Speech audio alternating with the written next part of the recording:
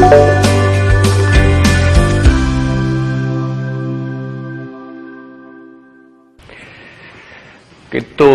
Charging and discharging capacitor, ये मुझे अभी एक्सप्लेन करना है। एक्चुअली हमने कैपेसिटर्स के बारे में बहुत कुछ पढ़ लिया, डाइलेक्ट्रिक वगैरह काफी कुछ हमने लास्ट लेक्चर्स में नॉलेज गेन कर ली। अब देखिए किसी कैपेसिटर को चार्ज कैसे करते हैं और उसकी डिस्चार्जिंग कैसे होती है, ठीक है ना। तो मैं टॉपिक का नाम चार्जिंग और डिस्चार्जिंग भी रख सकता हूं और आरसी सर्किट्स भी रख सकता हूं, ठीक है ना, क्योंकि किसी भी कैपेसिटर को चार्ज या डिस्चार्ज करने के लिए रेजिस्टेंसेस के साथ कनेक्ट करना पड़ता है, इसलिए उसका दूसरा नाम आरसी सर्किट्स भी है, ठीक है ना। तो charging and discharging, charging and discharging of capacitors, ठीक है ना। साथ में इसको और दूसरा नाम क्या दे सकते हैं, RC circuit, analysis of RC circuit. मतलब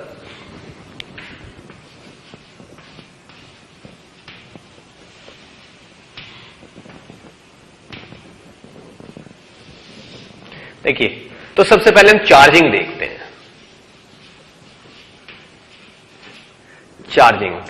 चार्जिंग का मतलब क्या होता है, कैसे करते हैं चार्जिंग, क्या इसका अरेंजमेंट बनाना पड़ता है हमें।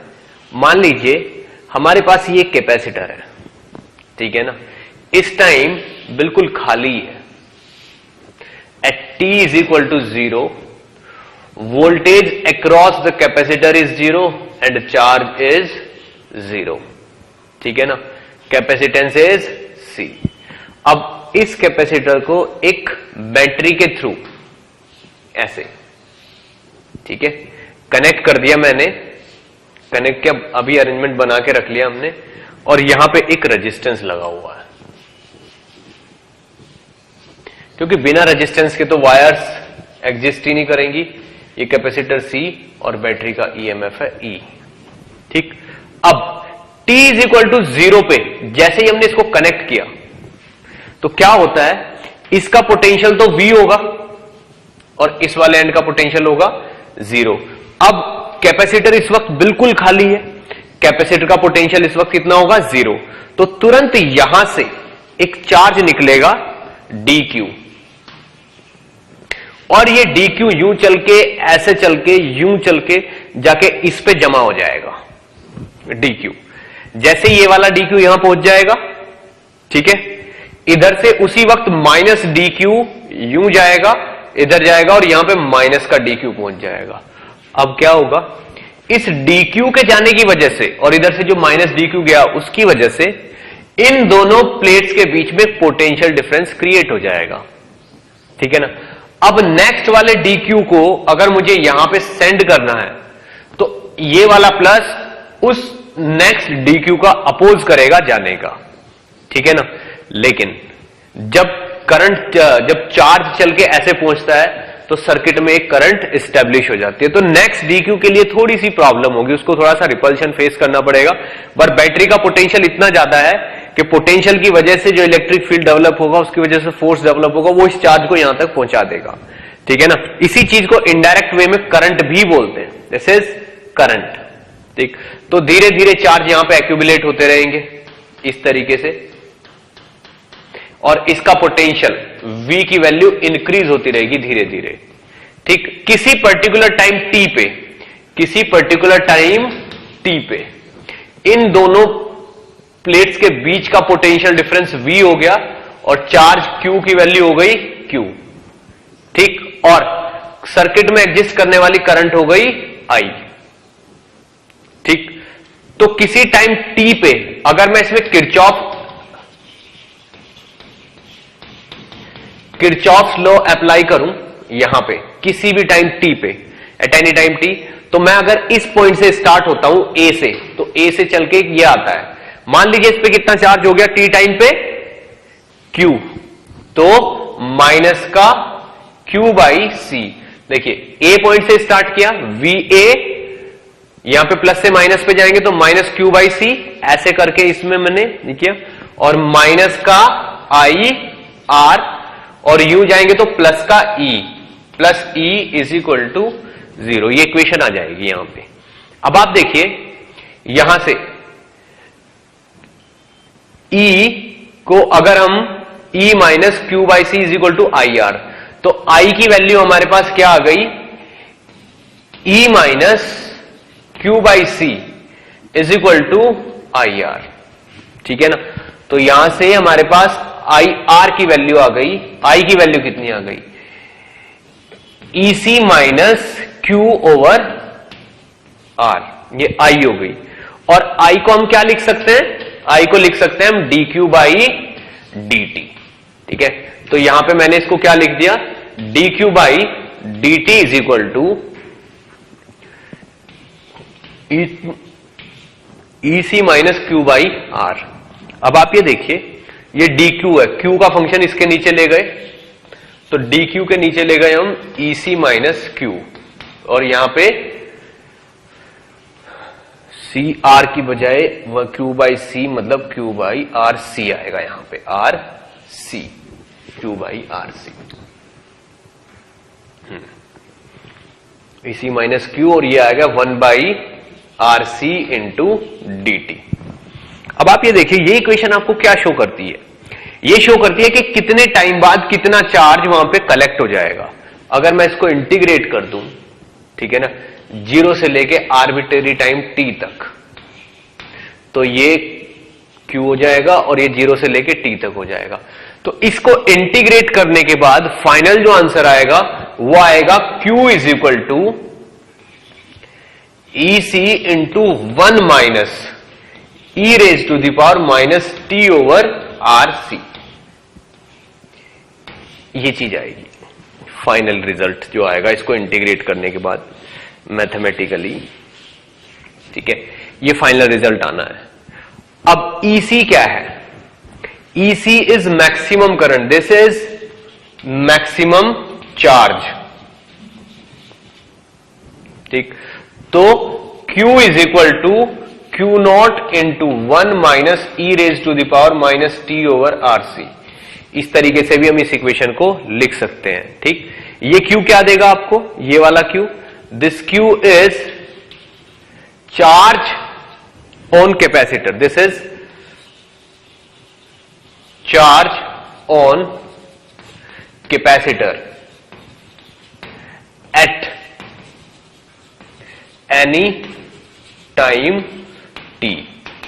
ठीक है, अब ये वाली चीज t ओवर आर सी। अब आप देखिए अगर इस इक्वेशन में से मैं आर सी को देखूं, ठीक है ना, तो आर सी की जो यूनिट होगी वो टाइम की यूनिट होगी, यानी कि आर सी जो है एक टाइम है, तो इस आर सी को बोल देते हैं हम टाइम कांस्टेंट। ठीक है, इस आर सी को बोल देते हैं टाइम कांस्टेंट। अगर मुझे बोला जाए कि ग्राफ ड्रॉ करिए, एक ग्राफ ड्रॉ करिए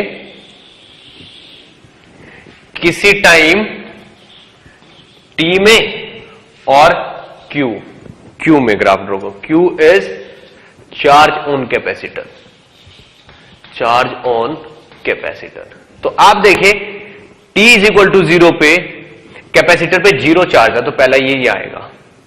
ठीक, धीरे धीरे धीरे धीरे अगर मैं इसमें इस इक्वेशन में अगर हम t की वैल्यू 0 डाल दें, ठीक है ना, तो q is equal to E C into 1 minus 1 आ जाएगा, इज इक्वल टू 0। ठीक, अगर इसमें मैं t की वैल्यू इंफिनिटी डाल दूं, t की वैल्यू इंफिनिटी डालने से ये हो जाएगा q is equal to E C into 1 minus E1 over e to the power t over R C, यानी कि Q is equal to E C आ जाएगा। 1 माइनस 1 बाई इनफाइनाइट मतलब 1 माइनस 0, 1 माइनस 0 मतलब 1, यानी कि Q is equal to E सी। तो T is equal to पे Q is equal to E C आ जाएगा, ये तो ई सी वाली लाइन हो गई ये इस तरीके से। तो ग्राफ जो आएगा वो आ जाएगा ऐसे, ये ग्राफ आ जाएगा। ठीक है ना, ये आपका चार्जिंग का ग्राफ है। अगर मैं इसी पर्टिकुलर इक्वेशन में t की वैल्यू RC डाल देता हूं टाइम कांस्टेंट के बराबर, तो इक्वेशन क्या आ जाएगी? Q is equal to EC into 1 minus e raise to the power -1, ठीक है, यानी कि Q is equal to EC into 1 minus 1 by E, और E की वैल्यू अप्रोक्सीमेटली 2.7 होती है, तो 1.7 बाई 2.7 बाई 0.63, तो Q इज इक्वल टू आ जाएगा 0.63 ऑफ EC, यानी कि 63% of maximum charge, 63% of maximum charge. अब 63% तो लगभग यहां पे बैठेगा, यानी कि ये वाला पॉइंट, और मैं इसको यहां मिलाऊंगा, तो ये वाला पॉइंट क्या होगा? ये वाला पॉइंट होगा T is equal to RC, तो T is equal to RC पे 0.63, यानी कि ये वाला पॉइंट होगा 63% चार्ज वाला। कहने का मतलब ये है कि इतने टाइम में कैपेसिटर गेट 63% चार्ज, ठीक है, इतने टाइम में कैपेसिटर 63% चार्ज हो जाता है। इस चीज को बहुत अच्छे से नोट करना है हमें, ठीक। एक एनालिसिस हम और कर सकते हैं करंट के लिए भी, तो current is equal to dq by dt। तो अगर मैं इस इक्वेशन को डिफरेंशिएट करूं तो इधर की साइड आ जाएगा dq by dt is equal to EC, यानी कि माइनस माइनस EC, यानी कि dq बाई dt आ जाएगा I nought into e to the power minus t upon RC, ठीक है। t नीचे आ जाएगा इसके, तो I is equal to I nought, तो फाइनली इक्वेशन क्या आ जाएगी? I is equal to I nought into e to the power minus t over RC। ये आपकी करंट की इक्वेशन हो गई, ठीक है। तो करंट का अगर मैं ग्राफ ड्रॉ करने लगूं यहां पे, ये वाला, कि करंट ये है और टाइम ये है, तो करंट किस तरीके से डिके होगी? ये करंट की मैक्सिमम वैल्यू है I नोट, तो I नोट से करंट इस तरीके से जाएगी, यूं चली जाएगी करंट और टाइम में, ठीक है। अब अगर इसमें मैं t इज इक्वल टू 0 डालूंगा तो E की वैल्यू 1 हो जाएगी, करंट की वैल्यू मैक्सिमम है। t is equal to infinite डालूंगा तो I की वैल्यू 0 आ जाएगी, और अगर मैं t की वैल्यू RC डालता हूं, ठीक है ना, तो I is equal to I naught 37.37 of I naught आ जाएगा, यानी कि ये वाली value, this is 37% of I naught maximum current, यानी कि ये वाला पॉइंट वो है जिस पे करंट 37% रहे। इसका मतलब ये है कि अगर एक टाइम कांस्टेंट के बराबर टाइम आप पास होने दे तो करंट जितनी स्टार्टिंग में चलती है उसकी केवल 37% बचेगी। क्लियर? इस चीज को बहुत अच्छे से नोट करिए, फिर मैं इसको और एनालाइज करता हूं।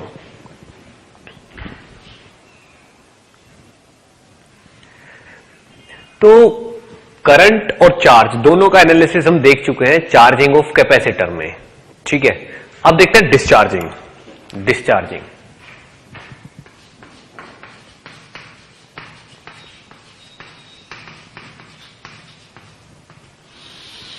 देखिए, चार्जिंग के लिए बैटरी चाहिए होगी, क्योंकि कैपेसिटर को चार्ज करने के लिए एनर्जी का सोर्स तो चाहिए, पर डिस्चार्जिंग के लिए बैटरी की कोई जरूरत नहीं है। तो डिस्चार्जिंग केवल एक रेजिस्टेंस की हेल्प से हो सकती है, ठीक है। मान लीजिए ये कैपेसिटर है जो कि इस वक्त फुल चार्ज है, यानी कि इसका पोटेंशियल है बैटरी के बराबर जिससे ये लगा हुआ था E, ठीक है। अब यहां पे एक रेजिस्टेंस है R और ये एक की है। अब इस पे डेफिनेटली प्लस क्यू चार्ज होगा, इस पे माइनस क्यू चार्ज होगा, ठीक है। जैसे हम इसको कनेक्ट करते हैं तो यहां से एक करंट निकलती है तुरंत, क्योंकि इसका पोटेंशियल ज्यादा है, इसका कम है, सर्किट में कुछ और भी नहीं है, तो ज्यादा पोटेंशियल से चार्ज निकल के कम पोटेंशियल की तरफ जाएगा, तो यूं जाएगा इस तरीके से। करंट I की फॉर्म में धीरे धीरे यहां से dq चार्ज निकल के ऐसे इस वाली प्लेट पे जाता रहेगा और धीरे धीरे दोनों का पोटेंशियल डिफरेंस कम होता रहेगा। तो T इज इक्वल टू 0 पे potential difference is equal to E और T is equal to T पे potential difference is equal to मान लीजिए V है, कुछ भी है। और अब इस पे charge T is equal to T पे चार्ज कितना रह गया, चार्ज ऑन कैपेसिटर कितना रह गया Q।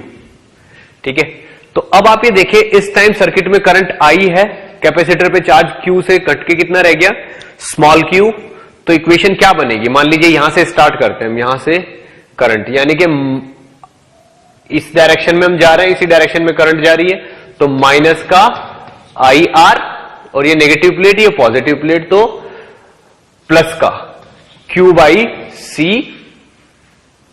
Is equal to 0। तो यहां से आप देखिए IR की वैल्यू किसके बराबर हो गई, Q बाई C के। तो I को क्या लिख सकते हो आप, dQ बाई dt, और इसको लिख सकते हो Q बाई RC। अब आप खुद ही देखिए dQ के नीचे आप Q को ले आइए और यहां 1 बाई RC के साथ आप dt को रख दीजिए। ठीक है, अब आप ये देखिए अगर मैं इसे इंटीग्रेट करूं तो मुझे क्या मिल रहा है।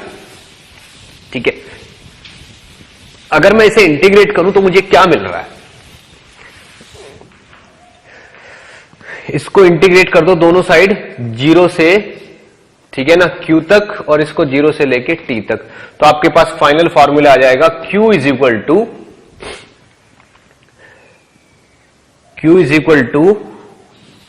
Q nought into E raise to the power minus T over RC।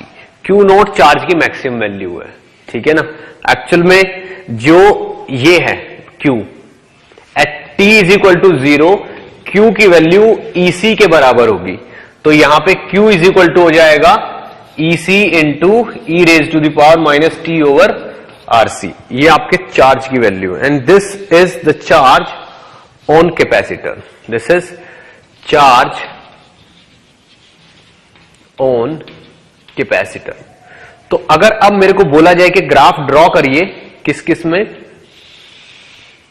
Charge on capacitor and time. ठीक है ना, तो charge on capacitor T is equal to 0 पे सबसे ज्यादा होगा। अगर T इज इक्वल टू 0 लिया जाए तो Q की वैल्यू EC के बराबर आएगी, और T की वैल्यू इनफाइनाइट ली जाए तो Q की वैल्यू 0 आएगी। तो यहां से जो ग्राफ आ जाएगा वो ऐसा आएगा। ठीक है, अब अगर T की वैल्यू टाइम कांस्टेंट RC के बराबर ली जाए तो यहां से Q इज इक्वल टू हो जाएगा Q nought into 1 over E, यानी के 0.37, यानी कि यहां पे ये अगर ये टाइम लिया जाए तो ये टाइम RC के बराबर है, और दिस इज 0.37 Q नॉट, यानी कि मैक्सिमम। इस पॉइंट पे 0.37 ऑन टू EC, इतना चार्ज रह जाएगा। तो यहां से यह पता चलता है कि किसी कैपेसिटर को अगर आप यूज कर रहे हो, उसमें स्टोर्ड एनर्जी को यूज कर रहे हो, तो T इज इक्वल टू 0 पे उस पर मैक्सिमम चार्ज होगा, धीरे धीरे चार्ज की वैल्यू कम हो जाएगी। अब अगर मेरे को करंट देखना है तो current is dQ by dt, तो सीधे सीधे I इज इक्वल टू हो जाएगा I nought into E raise to the power minus T over RC। ठीक है, तो आप फिर पूछा जा रहा है कि करंट में और टाइम में, यानी कि करंट में और टाइम में ग्राफ बनाइए। Definitely T is equal to 0 पे करंट मैक्सिमम होगी और फिर धीरे धीरे कम होके 0 हो जाएगी। सेम चीज आ जाएगी वहां पे भी यही, क्योंकि इक्वेशन ऑलमोस्ट सेम है। तो 0.37% ऑफ मैक्सिमम करंट रह जाएगी कितने टाइम पे, T is equal to RC पे। ये टाइम कांस्टेंट है, इसको बहुत अच्छे से नोट करिए, फिर हम इसको एनालाइज करेंगे।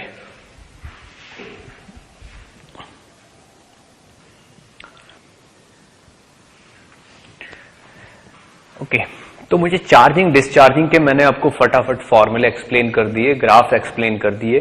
ठीक, एक फैक्ट और है, देखिए मान लीजिए आपके पास एकदम खाली कैपेसिटर है, ये कोई चार्ज नहीं है, 0 चार्ज है। यहां पे एक बैटरी है, जिसकी वोल्टेज है इस वक्त V, ठीक। एक रेजिस्टेंस के थ्रू कनेक्टेड है, एक ऐसे, यहां पे एक की है। तो क्या हो रखा है, इस का पॉजिटिव और ये नेगेटिव। हम ये कह सकते हैं कि इस एंड का पोटेंशियल V है और इसका पोटेंशियल कितना है, 0। जैसे ही हम इसको कनेक्ट करेंगे यूं, तो क्या होता है, बैटरी के दोनों टर्मिनल्स के बीच में पोटेंशियल का डिफरेंस बहुत ज्यादा है, V है, और बैटरी के दोनों टर्मिनल्स को यहां पे कनेक्ट होने का मौका मिल रहा है। तो बैटरी क्या चाहेगी, इधर से चार्ज देना स्टार्ट करेगी, चार्ज यूं जाएगा और इधर आ जाएगा यहां पे। इस पे धीरे धीरे चार्ज जमा होना शुरू हो जाएगा, ठीक। और यहां पे आप ये भी कह सकते हो कि जब इस पे पॉजिटिव चार्ज जमा होगा तो इसके सामने वाली प्लेट पे ये इंडक्शन की वजह से सेम अमाउंट में चार्ज क्रिएट करवा लेगी, यानी कि इस प्लेट पे नेगेटिव चार्ज क्रिएट होना शुरू हो जाएगा। अब इस प्लेट पे अगर नेगेटिव चार्ज क्रिएट हो रहा है तो डेफिनेटली इतना ही अमाउंट में पॉजिटिव चार्ज कहीं जा रहा होगा। इस पॉजिटिव चार्ज को एक्चुअल में इस डायरेक्शन में बैटरी कॉल कर रही है और ये चार्ज पॉजिटिव बैटरी में जा रहा है। तो अब आप देखो, पॉजिटिव चार्ज इधर से निकलता है, यूं चलता है पॉजिटिव चार्ज, ऐसे यूं, और फिर यहां पे भी आपको जाते हुए दिखता है और फिर यहां पे जाते हुए दिखता है। तो ये एक करंट बन जाती है यूं। देखिए, यहां से चार्ज ऐसे जंप नहीं कर सकता, इससे चार्ज यहां पे जंप नहीं कर सकता, लेकिन फिर भी इसमें करंट एस्टैब्लिश्ड है, ठीक है ना। फिर भी इसमें करंट एस्टैब्लिश है, ये काम पॉसिबल नहीं है, लेकिन फिर भी इसमें करंट एग्जिस्ट करेगी। अब क्या होगा, जैसे जैसे इस पे पॉजिटिव चार्ज एस्टैब्लिश होते जा रहा है, वैसे वैसे ये वाला चार्ज अमाउंट में कम होता जा रहा है, यानी कि करंट धीरे धीरे कम होती जा रही है और इसका पोटेंशियल धीरे धीरे इंक्रीज होता जा रहा है। एक टाइम ऐसा आएगा कि इसका पोटेंशियल V है तो इस प्लेट का पोटेंशियल V और 0 हो जाएगा, ठीक है। तो यहां का पोटेंशियल डिफरेंस भी V के बराबर हो जाएगा और उसी वक्त करंट चलनी बंद हो जाएगी। उस टाइम इस कैपेसिटर की अगर एनर्जी निकालोगे तो half C into V square आएगा, या फिर हाफ जो भी इस पे Q जमा हुआ है Q इंटू वी के बराबर आएगा। अब इससे energy given by battery is equal to Q into V. तो अब आप देखिए, एनर्जी बैटरी ने कितनी दी, Q इंटू वी, और कैपेसिटर को कितनी मिली, हाफ Q इंटू वी, ठीक। तो वेयर इज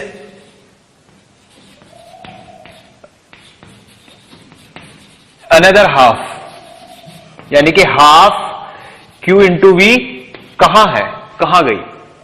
एक्चुअल में ये energy, half of the energy इसमें, इस रेजिस्टेंस में हीट की फॉर्म में डिसिपेट हो गई।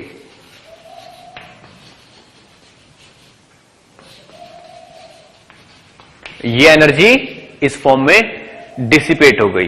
तो Q into V energy battery ने दी थी, ये हाफ क्यू वी कैपेसिटर के पास गई और प्लस की हाफ क्यू वी रेजिस्टेंस में डिसिपेट हो गई, ठीक। तो इस तरीके से जो बैटरी में से एनर्जी निकलती है उसकी हाफ एनर्जी ही कैपेसिटर ले पाता है, बाकी हाफ को डिसिपेट होना ही होता है, ठीक। अब धीरे धीरे करंट इंक्रीज होके वो डिक्रीज होके 0 हो जाती है, जिसका ग्राफ मैं एक्सप्लेन कर चुका हूं। करंट का ग्राफ बिल्कुल ऐसे ही होता है चार्जिंग में, ठीक। ये रहा बैटरी को चार्ज करने से रिलेटेड फैक्ट, ठीक। इसको अच्छे से नोट करिए, ठीक। इसको अच्छे से नोट करिए, फिर मैं आगे एक्सप्लेन करता हूं। ओके, तो अब इन फैक्ट्स पे बेस्ड हम एग्जांपल्स देखते हैं, ठीक है। देखिए एग्जांपल क्या है।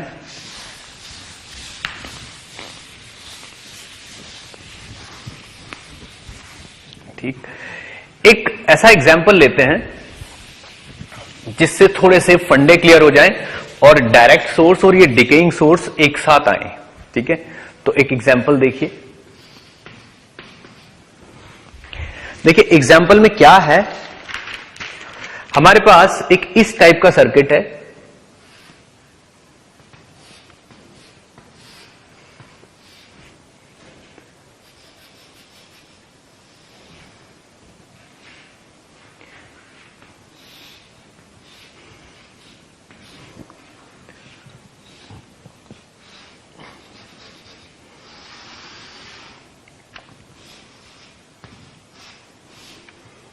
ये सर्किट है हमारे पास, this is capacitor C and this is battery, it's a battery of voltage E, this is R1 and this is R2 and this is switch S। ठीक है, ये सर्किट है। आप देखिए अब ये सर्किट बिल्कुल ओपन है, तो डेफिनेटली यहां से करंट ऐसे जा रही होगी, इस रेजिस्टेंस से पास हुई होगी, इसको चार्ज किया होगा और वापस ऐसे आ गई, चार्जिंग सर्किट है। ठीक है ना, तो ये बोल रहा है at t is equal to 0 switch is suddenly closed, switch is suddenly closed, switch is suddenly closed, t is equal to 0 पे। तो जैसे ही स्विच को क्लोज करेंगे सर्किट चेंज हो जाएगा तुरंत। तो अब इसने क्वेश्चन पूछे हैं A, what is the time constant before the switch is closed, what is the time constant tau before the switch is closed. ठीक, अब उसने सेम क्वेश्चन फिर से पूछा है, टॉ क्या होगा just after switch is closed. फिर ये पूछा उसने, एक क्वेश्चन फिर से और पूछा गया सी पार्ट, सी पार्ट में इसने पूछा है find the current through the switch, find current through the switch, find current through the switch. ठीक है, अब मुझे एक एक का आंसर करना है। चलिए ए पार्ट सॉल्व करते हैं। ए पार्ट में इसने पूछा है कि क्लोज होने से पहले इसका टाइम कांस्टेंट बताइए। टाइम कांस्टेंट होता है t is equal to C R. अब आप देखिए c तो c है और ये यहां पे पूरा सीरीज में है सब कुछ, तो रेजिस्टेंस की वैल्यू होगी R1 प्लस R2, तो टॉ की वैल्यू हो जाएगी C into R1 plus R2। ये हमारा आंसर हो जाएगा। ठीक, अब बी पार्ट, बी पार्ट में पूछ रहा है what is the time constant tau, what is the time constant just after switch is closed. जैसे switch is closed, switch is closed, that means first and second. ठीक है ना, second loop will become a discharging circuit,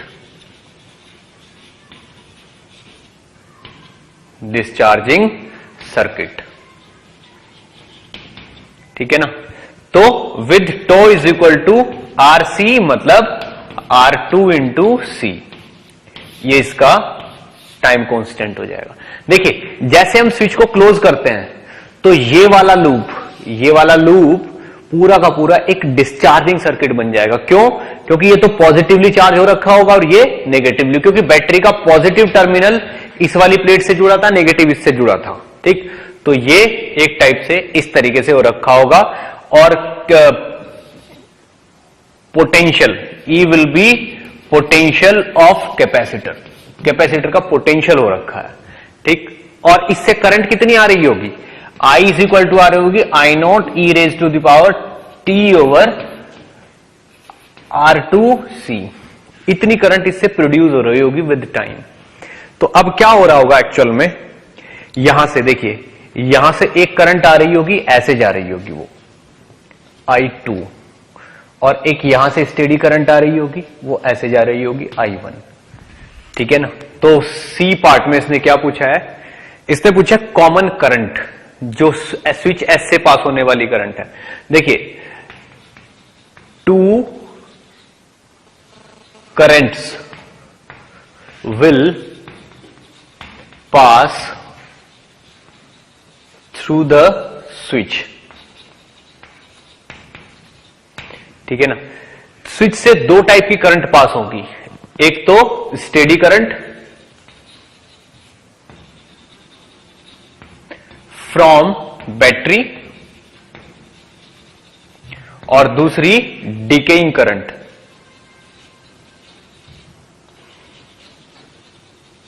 current from capacitor. तो I की value क्या हो जाएगी, देखिए क्या होगा, जैसे ही मैं इसको कनेक्ट करूंगा तो कैपेसिटर डिस्चार्ज होगा और कैपेसिटर में से करंट निकल के ऐसे जाएगी, और इधर बैटरी तो एक स्टेडी करंट दे ही रही होगी इस लूप के अकॉर्डिंग। तो यहां की एक करंट और यहां की एक करंट दोनों मिलके इस स्विच से पास होंगी, और फिर ये वाली करंट इधर आ जाएगी और ये वाली ही करंट इधर चली जाएगी एज इट इज। ठीक है। तो ये करंट कितनी होगी, E/R1 प्लस ये क्या होगी, ये वाली करंट होगी I0, और I0 की वैल्यू कितनी हो जाएगी यहां पे, E/R2 इंटू e⁻⁻t/R2C। ये नेट करंट होगी जो इस स्विच एस से पास होगी। ठीक है ना। इसको बहुत अच्छे से नोट करिए, फिर मैं आपको नेक्स्ट एग्जांपल एक्सप्लेन करता हूं।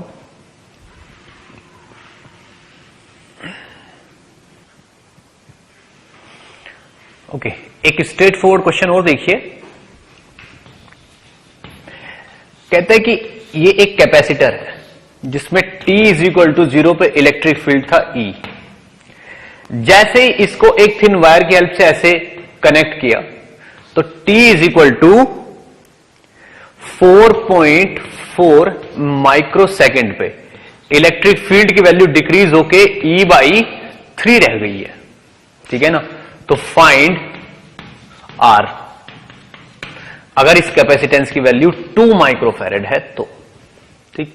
अब आप ये देखें, इनके बीच में एग्जिस्ट करने वाली वोल्टेज V थी, और जैसे ही मैं इसकी पॉजिटिव प्लेट और नेगेटिव प्लेट को कनेक्ट करता हूं तो यहां से चार्ज निकल के इस रेजिस्टेंस के से पास होकर यहां पहुंच जाता है, और धीरे धीरे इनका पोटेंशियल डिफरेंस कम हो जाता है। तो पोटेंशियल डिफरेंस कम होके डेफिनेटली V भी कम होके V/3 हो गया होगा। ठीक है ना। तो final voltage is equal to initial voltage into e⁻t/RC। ये फॉर्मूला होता है डिके का। तो V की वैल्यू कितनी हो जाएगी, V/3, V0/3 is equal to V0 into e⁻t/R into 2 into 10⁻⁻6 ये आ जाएगी। V0 से V0 कैंसिल, एंटी लॉग लेके यहां पे आपके पास वैल्यू आ जाएगी R की, R is equal to 2 ohm. Antilog लेके अगर आप इसको सॉल्व करोगे तो 2 ओम आ जाएगी। इस क्वेश्चन में क्या है, इस क्वेश्चन से साफ साफ पता चलता है कि जब कोई कैपेसिटर डिस्चार्ज होता है तो इलेक्ट्रिक फील्ड डिक्रीज होता है, वोल्टेज भी डिक्रीज होती है, और डिक्रीज होके वो टाइम के साथ साथ इस इक्वेशन के अकॉर्डिंग डिक्रीज होते हैं। ये जो इक्वेशन है इस रूल के अकॉर्डिंग डिके होता है उनका, वोल्टेज धीरे धीरे कम होके 0 हो जाती है। ठीक। अब इस चीज को बहुत अच्छे से नोट करिए, फिर हम आगे बढ़ते हैं।